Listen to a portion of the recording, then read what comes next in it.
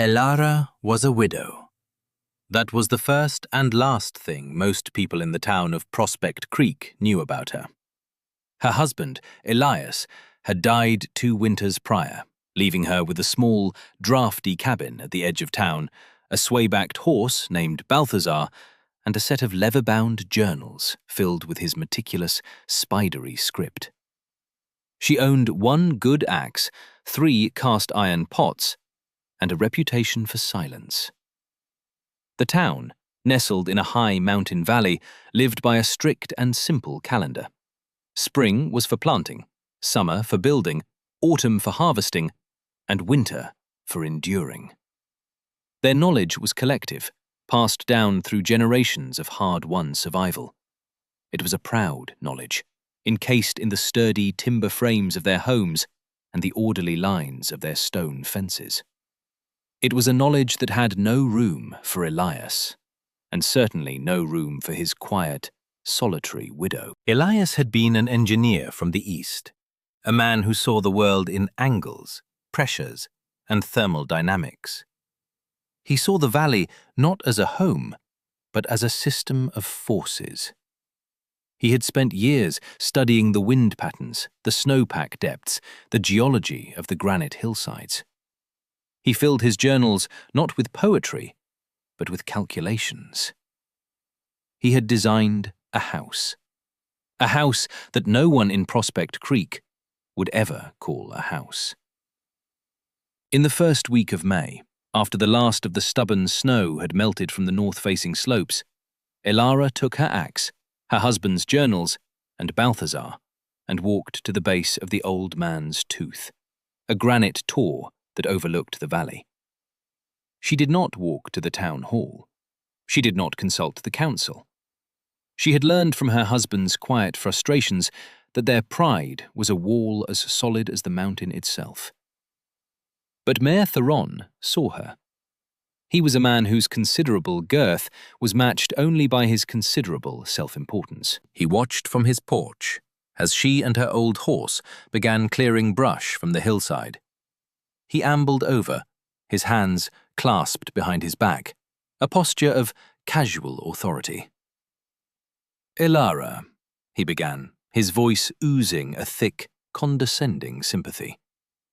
"A widow's grief is a heavy burden, but there is no need for this. The church has a fund.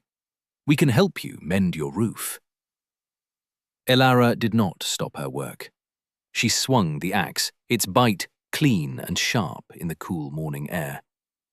She looked at the mayor, her eyes clear and unclouded by the grief he assumed was her only motivation. "I am not mending a roof, Mayor Theron. I am building a foundation." She unrolled one of her husband's blueprints on a flat-topped boulder. It was a cross-section, a detailed diagram of a structure built not upon the land, but within it. An earth-sheltered home, dug into the south-facing slope of the tor, using the mountain's own geothermal mass as insulation. It had a long, sunken entryway, a stone-lined living chamber, and 2 narrow ventilation shafts reaching for the sky. The mayor squinted at the drawings. He saw a burrow, a tomb. "What madness is this?" he finally sputtered. "You mean to live in a hole in the ground? Like a badger?" "The earth maintains a constant temperature," Elara said, her voice flat, reciting from memory the principles Elias had taught her. "Below the frost line, it is shelter. The stone will hold the heat of a small fire for days. The snow itself will become the final layer of insulation. It is the most efficient design for this valley." The mayor threw his head back and laughed. It was a loud, booming laugh that echoed off the granite face. "Efficient? My dear woman, we are not savages. We are civilized people. We build proper homes, with timber frames and pitched roofs to shed the snow. We face the sun. We do not bury ourselves in the dark." He patted her shoulder, a gesture of profound pity. "Go home, Elara. We will forget this foolishness. He turned and walked away, already composing the story he would tell at the general store. The story of the poor, mad widow digging her own grave out of grief. The story took root and spread through Prospect Creek like wildfire. It became known as Elara's Folly. Magnus Thorne, the wealthiest rancher in the valley, heard the tale and scoffed. He was in the process of completing his own new home, a grand 2-story manor with vast panes of glass imported all the way from the city. It stood on an exposed bluff, a monument to his success, designed to be seen.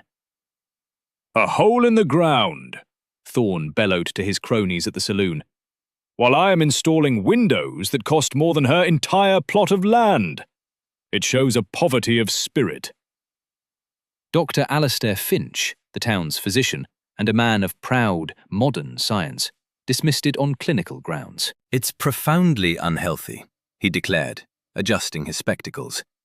"To live in a damp, dark hole with no proper ventilation, it's a recipe for consumption, for mold, for melancholy of the spirit. The human body requires sunlight and fresh air, not the stale breath of the earth." The town's women whispered it over their sewing circles. The children taunted her from a distance, calling her the Badger Woman. The phrase, pulling an Elara, became local parlance for engaging in a useless, nonsensical task. No one offered to help. No one offered a kind word. They just watched. And they mocked. Tell us in the comments where you're watching from today. Subscribe so you don't miss what happens when the catastrophe arrives. Elara was unmoved. Their scorn was a distant noise, like the buzzing of flies on a summer afternoon. She had the journals, she had the design, and she had the work. The work began. It was brutal, methodical, and solitary. Through the long days of May and June, she excavated. The topsoil was soft, but beneath it lay a dense layer of clay and rock. She shattered it with a pickaxe, shoveled it into a wheelbarrow, and dumped it down slope, slowly building a protective berm at the front of the site. Balthazar, her old horse, was her only companion. He stood patiently for hours, tethered in the shade, his tail swishing. When a boulder was too large for her to move with levers, she would chain it to his harness, and the old horse would lean into the weight, straining, his powerful muscles bunching, dragging the stone clear. He was her beast of burden, her silent confidant. She would talk to him as she worked, her voice a low murmur, explaining the next step, reading passages from Elias's journals aloud. He would nicker softly in reply. By July, the excavation was complete. A deep, rectangular cut into the hillside, 30 feet wide and 40 feet deep, with a long, sloping channel for the entrance. The back wall was the raw, solid granite of the tor itself. The townspeople saw the gaping wound in the earth and shook their heads.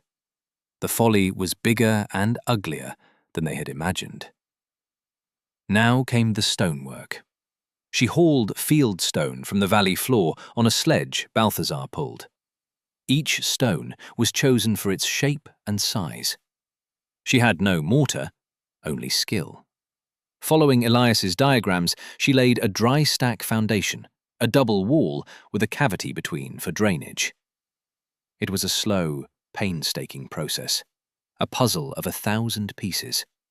Her hands, once soft, became calloused and hard. Her back ached with a deep, permanent fire. But every stone she set in place was a victory. Every course she completed was a line of scripture from her husband's gospel. She worked with a focused intelligence that the town mistook for madness. She laid a gravel bed and a French drain to channel away the mountain's inevitable seepage. She spent a week carving a cold sink into the floor at the back of the main chamber, a pit that would trap the heaviest, coldest air and keep the ambient temperature stable.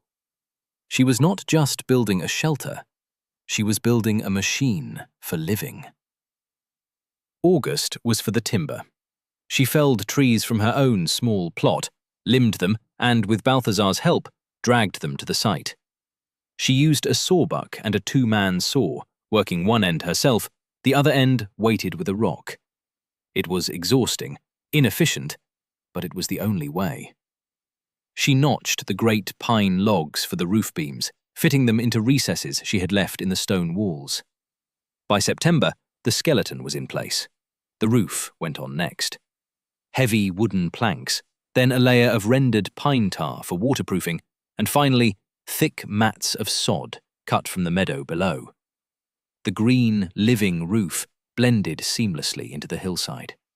From a distance, it began to disappear. Magnus Thorne's manor was topped with expensive slate shingles, glinting in the autumn sun, a symbol of dominance. Elara's Folly was topped with grass and wildflowers, a symbol of surrender. The town saw weakness. Elara knew it was strength. October arrived, and with it, the first sharp chill in the air. The aspen trees on the high slopes turned a brilliant, trembling gold. The town was busy with the final harvest, the slaughtering of hogs, the stacking of firewood. They worked with a frantic energy, their eyes on the sky, their minds on the coming winter. Elara's work changed.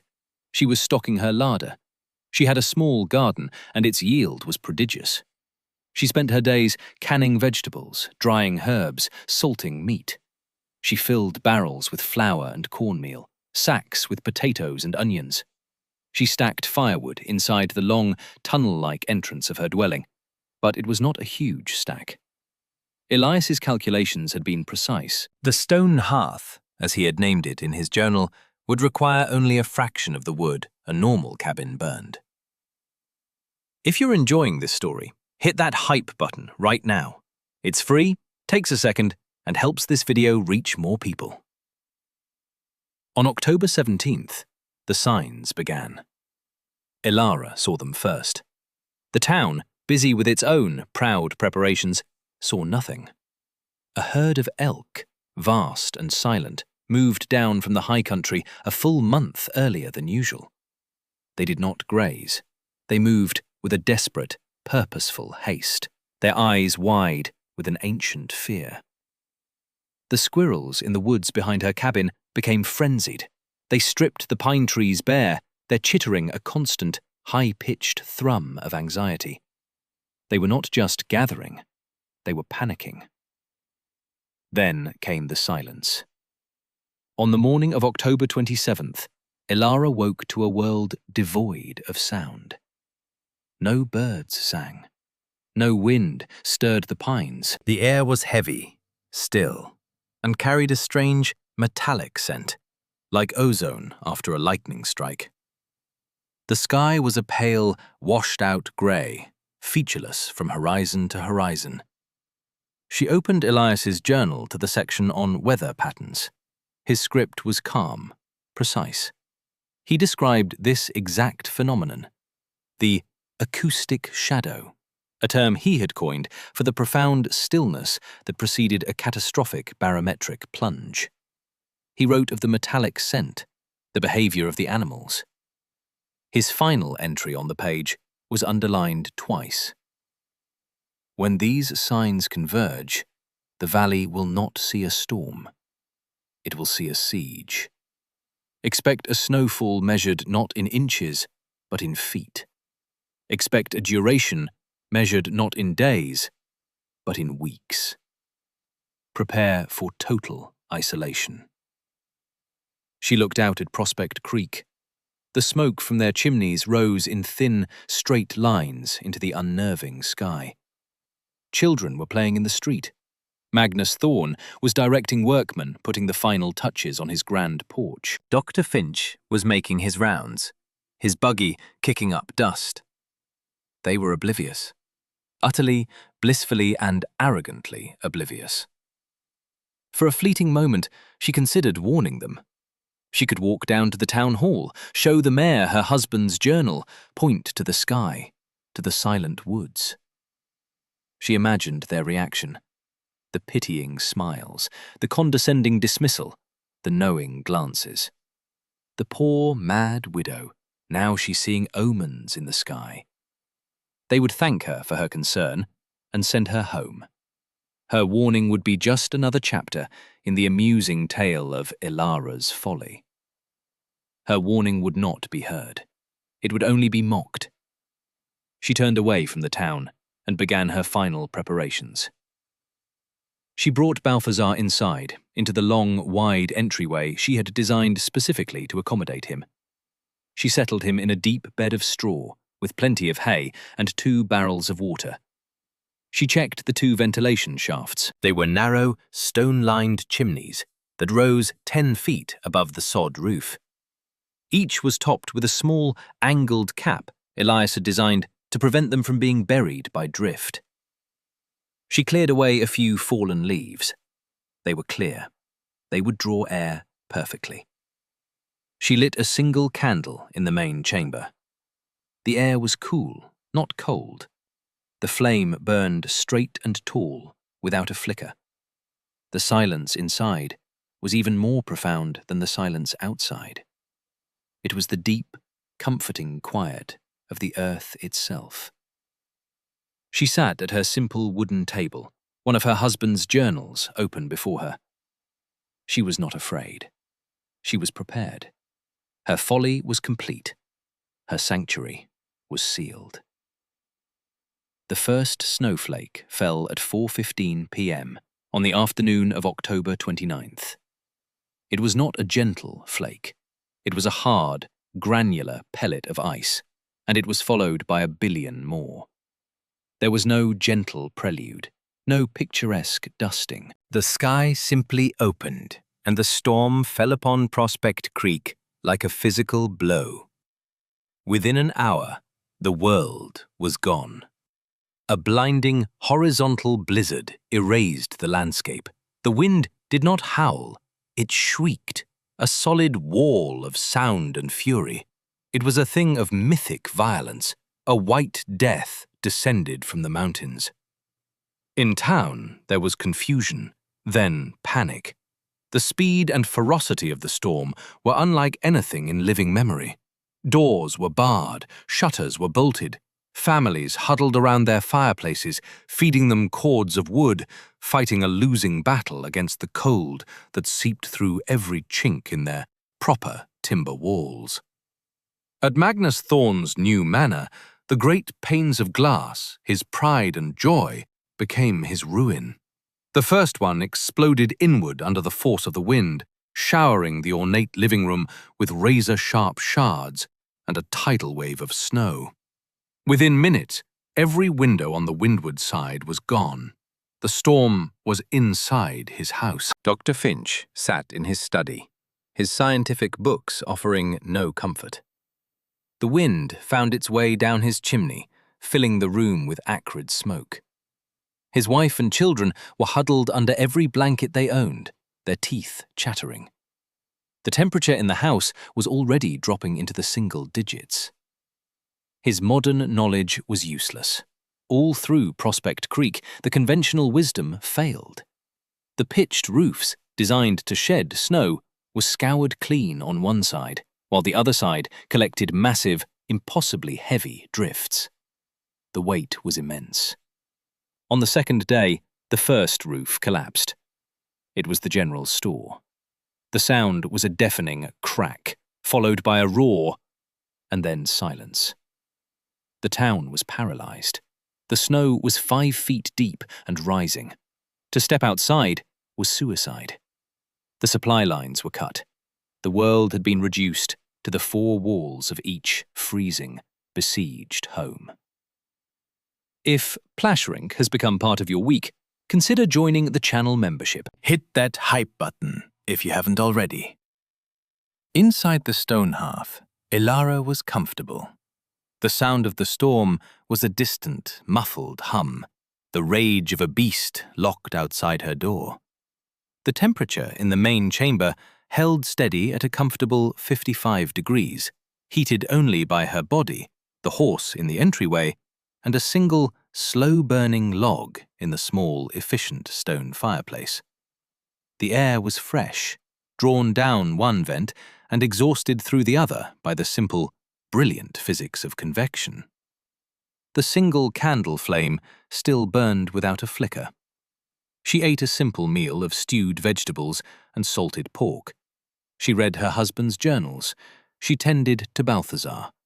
She slept soundly in the deep, earthen quiet. Her life continued in serene, insulated comfort, while the town that mocked her fought for its very survival, just a few hundred yards away.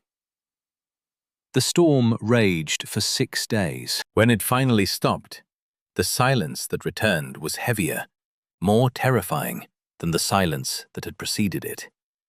It was the silence of a buried world. Prospect Creek was gone.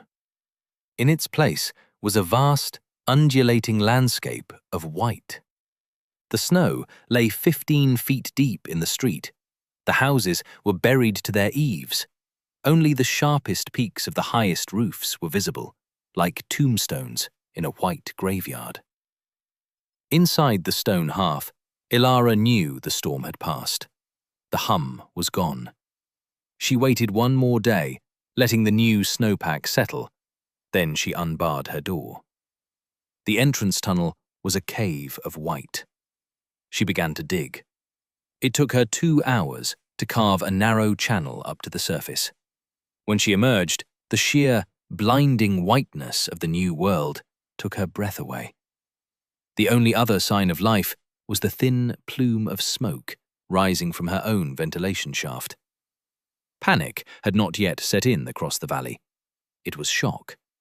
But Elara knew what would come next. The cold.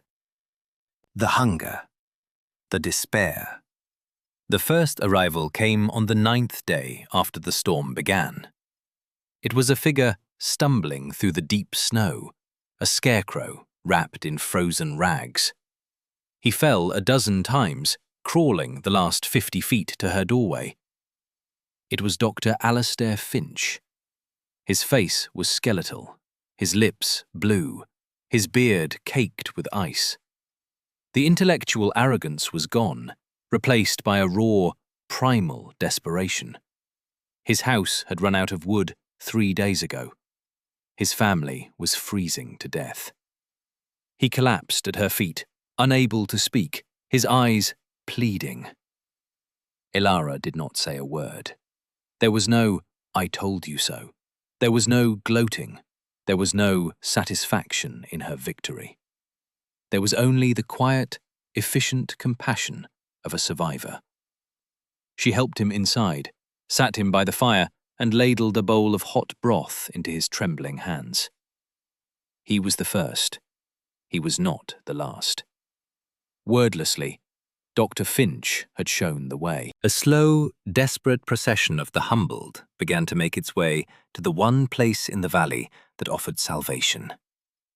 To Elara's Folly. The families arrived one by one. They were starving, frostbitten, and utterly broken. Their homes had become ice-filled tombs. Their proud, conventional wisdom had failed them completely. Elara took them all in. Her burrow, her tomb, became an ark. The main chamber was crowded, but it was warm. Her vast stores of food, which had seemed excessive for one person, were now a lifeline for 30. She became their leader, not by declaration, but by quiet competence. She organized them, rationed the food, tended to the sick with her knowledge of herbs. She showed them how the ventilation worked, how the cold sink kept the air fresh, how the earth itself was their protector. The last to arrive were the proudest, Mayor Theron and Magnus Thorn. They came together, supporting each other, their fine clothes in tatters. Thorn's grand manor was a hollowed-out shell of ice. Its slate roof collapsed, its fine furniture buried in snow. His wealth had offered him no protection. Mayor Theron's comfortable home had failed like all the others. His authority was meaningless in the face of the storm. They stood before Elara in the warm, candlelit space, their faces etched with a shame so profound it was painful to witness. They saw the calm order she had created. They saw the faces of the neighbours they had led to the brink of disaster.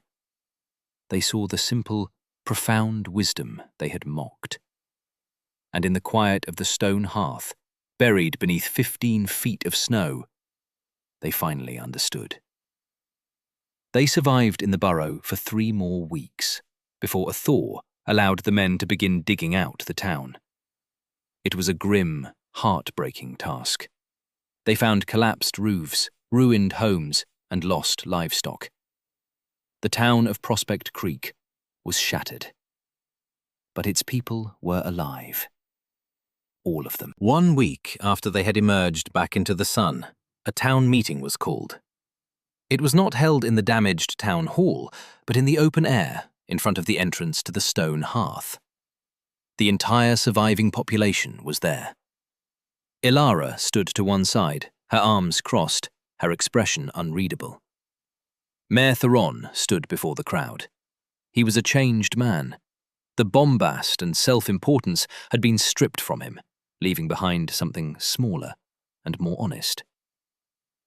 "I have been your mayor for 10 years, he began, his voice thick with emotion. "And in those 10 years, I have never led you more poorly than I did this past autumn. I was proud, I was arrogant. I believed our ways were the only ways." He turned to face Elara directly. "Elara, you came to me with wisdom. You came to me with a warning. You showed me the truth, written on paper, and I laughed at you. I called your sanctuary a folly. I encouraged others to mock you." He took a deep breath, his eyes filling with tears. "You were right, and we were wrong. Your folly was the greatest wisdom this valley has ever seen. You saved us, and I am so deeply, profoundly sorry." Next, Magnus Thorne stepped forward. His expensive coat was gone, replaced by simple wool. "I built a monument to my own vanity," he said, his voice quiet. "I thought wealth could conquer nature. I put my faith in glass and slate and fashion. I sneered at a home built of stone and earth and humility. My house is a ruin. Her house is a refuge. I was a fool. A rich fool, but a fool nonetheless. Elara, I have no words to express my shame or my gratitude." Finally, Dr. Finch stood up. "My pride was in my education," he said, his voice clear and steady. "I thought my books held all the answers. I dismissed knowledge that was older and deeper than my own. I called this place unhealthy. I predicted illness. But this place, this stone hearth, is the healthiest structure in the entire valley. It is built on a principle my science forgot. That true strength comes not from fighting nature, but from understanding it.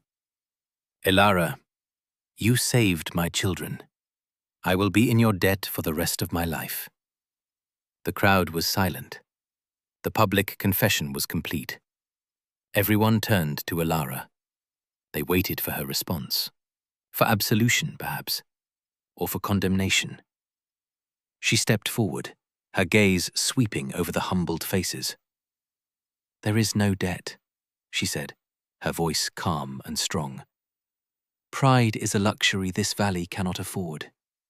Your houses were not weak because they were made of wood. They were weak because they were built with arrogance. You did not listen to the mountain. You did not listen to the wind. You did not listen to the warnings the animals gave you." She held up one of her husband's journals. "This is not magic. It is knowledge. It is observation. It is respect. Survival is not about what you own or the position you hold. It is about preparation. It is about humility." She looked at them, One last time. I will teach you, if you are willing to learn. When we silence those who warn us, we are not punishing them. We are punishing our future selves. Share this video if you believe wisdom is more valuable than pride. And subscribe for more stories that make you think. Has anyone ever punished you for telling a truth they weren't ready to hear? Let us know in the comments. And so, the transformation of Prospect Creek began. They did not abandon the town. They rebuilt it. But they rebuilt it differently. They rebuilt it with humility. Under Elara's quiet guidance, they learned the principles of her husband's designs. New homes were built into the hillsides, using the earth's own warmth. Roofs were covered in sod. Windows were smaller, more practical, and protected by heavy shutters. They learned to build cold sinks and ventilation shafts. The phrase, pulling an Elara, was reborn. It no longer meant an act of folly. It came to mean an act of uncommon foresight, of profound and practical wisdom. He's pulling an Elara on that new barn, a man might say with deep respect, pointing to its solid, earth-bermed foundation. Elara never moved back into the town. She stayed in her stone hearth at the base of the tor. She did not marry again. She did not seek a place on the town council. Her life remained solitary, but she was no longer an outcast. She became their sage. People would make the walk up to her home not for idle gossip, but for counsel. They brought her questions about building, about planting, about the weather. They brought her their sick children, and she healed them with her knowledge of plants. She taught them how to read the sky, how to watch the animals, how to listen to the silence. She lived for 40 more years. She saw generations born and raised in the new, wiser Prospect Creek. She watched the town endure other winters, other storms. But they were never again caught unprepared. The lessons of the great storm were carved into the very timbers of the new town, and into the hearts of its people. She died peacefully in her sleep on a warm summer evening, an old woman with calloused hands and clear eyes. They buried her on the hill above the stone hearth under a simple granite marker. The town council, led by a new, younger mayor, commissioned a bronze plaque to be placed over the entrance to her home, which was preserved as a monument. The plaque read, "Here lies the stone hearth, built by the hands of Elara and the mind of Elias. She was a widow who listened to the wisdom of the earth when all others listened only to the sound of their own pride." Let this house stand forever as a reminder. The mountain is not our enemy to be conquered. It is our home to be understood. In humility, there is survival.